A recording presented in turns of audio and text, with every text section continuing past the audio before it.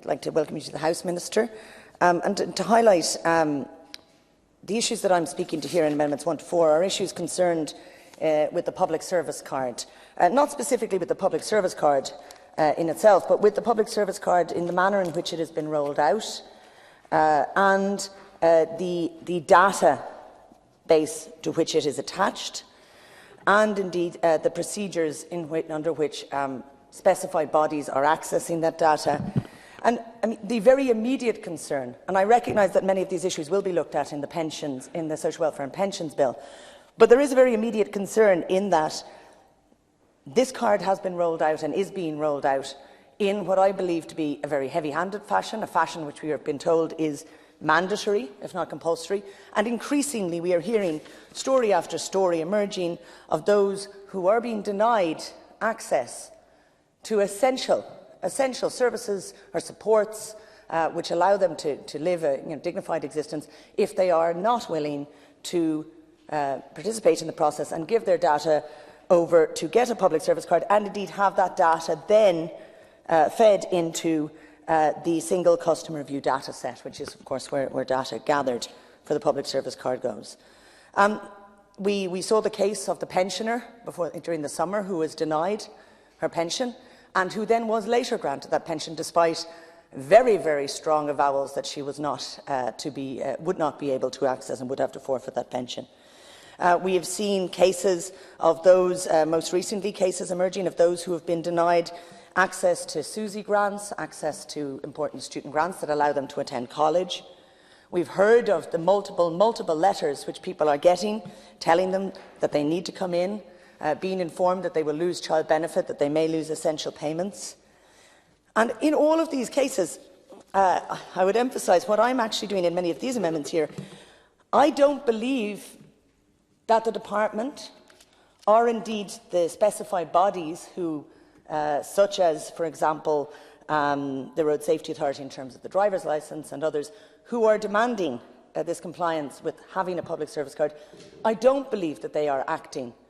within their boundaries and within the boundaries of the legal. I don't believe that they have, and we haven't yet been satisfied that there is a full legislative basis to allow that demand to be made, to allow the possession of this card to be mandatory for the receipt of these and access to these essential services and receipt of these services. We have not seen a satisfactory mandate, and indeed very serious concerns have been raised around, for example, the single customer view data set with information that was obtained under FOI, for example, highlighting that the ministerial agreement from 2009, which allows data to be shared between the Department of Social Protection and DPAR, was not signed by a minister. That's a very small concern in the bigger picture, but it's an example of a lack of robustness in how this information has been gathered, how it is stored and how it is shared. There's been very serious concerns, most importantly expressed by the Data Commissioner. The Data Commissioner has not simply asked for questions and answers, because she did ask questions. She did receive a number of questions and answers back from the department, and subsequent to that has gone on still to initiate I'm going to give the full title here, a Title 10, a Section 10 investigation. This is the first time that the Data Commissioner has launched a Section 10 investigation. And she is not and that is an investigation around the storage, collection and sharing of data within the Department of Social Protection, and of course pointing into that wider question of the single customer view data set. This is a very real concern, Minister, and of course this is not the first Data Commissioner to be concerned, because the outgoing Data Commissioner, who predates the current Data Commissioner, also expressed extreme concern as to how data was managed within the Department of Social Protection. Minister, this is not to point at you or even at any officials, but this is concerns from those who we appoint as the state to guard us, to ensure that we hold ourselves to the proper standards in terms of data. And what my amendments are doing is simply seeking to further clarify and underscore. I believe that, Minister, you have the discretion to accept other forms of identification besides the public service card. Minister, I also believe that specified bodies do not have the power to insist on a public service card. But what my amendments are seeking to do is to clarify and make it very, very clear, lest there be any doubt,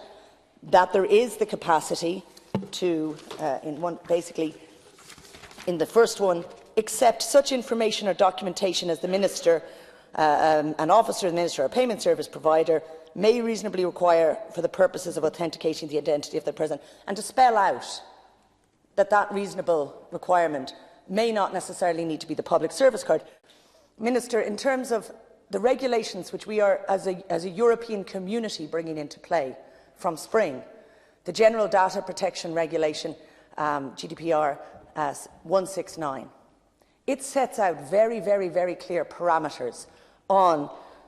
the storage of information, the process of information, and crucially on consent. And the requirement and the bar that it sets is for full, fairly obtained and informed consent.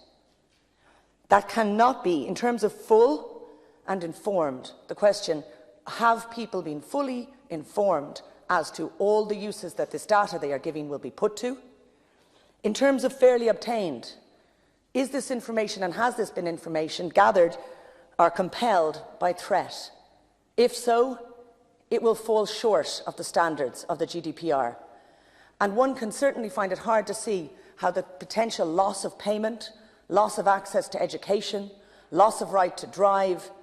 would, for example, not be seen as a threat and an attitude of compulsion. Minister, there may be many who voluntarily and willingly and even enthusiastically have sought to get a public service card. However,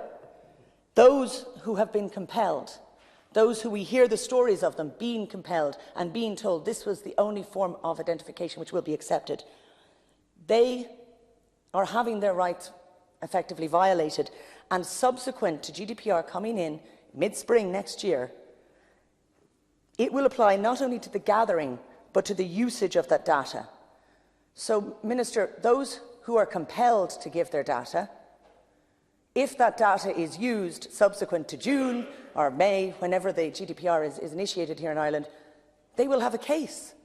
And the GDPR comes with very substantial fines. The fines go up to 4% of a body's turnover. You know, it's a very serious issue, Minister, and this is why I'm in these amendments effectively trying to seek to encourage you to exercise your control and your discretion to ensure that we strive to ensure that we are as compliant as possible going into that period of time, and that we don't leave hostages to fortune in the future.